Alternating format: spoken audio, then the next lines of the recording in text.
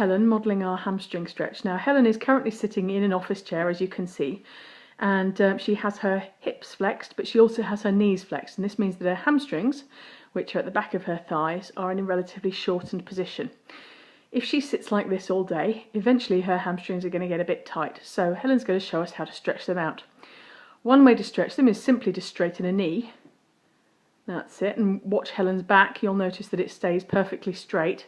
What would happen if she was not stretching her hamstring was she'd collapse at the low back. So exactly like that, and that would be a very poor hamstring stretch, and you can see her leg goes much further.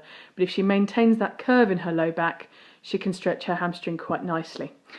A better way to stretch it though, and even further, is if you could stand up and turn and face your lovely office chair. Obviously making sure that you have clean feet. You pop your foot up on there, and that's it, with your knee bent. Sit foot flat on the chair for me. Excellent. And then just give your thigh a good old hug. Now you'll see that she's keeping her chest and her thigh completely in contact throughout this stretch.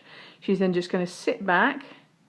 That's it. And as you can see, she's stretching out her hamstring beautifully. So she's maintaining the same flexion at the hip, so she's got the stretch on there, and then she's extending the knee to give her a really good stretch. And she's going to hold that for about 5 to 10 seconds before coming forward to take the stretch off again, and then back she'll go. Lovely, and Helen's going to do that on both legs, and the whole thing's going to take her no more than about 30 seconds. Perfect, thank you, Helen.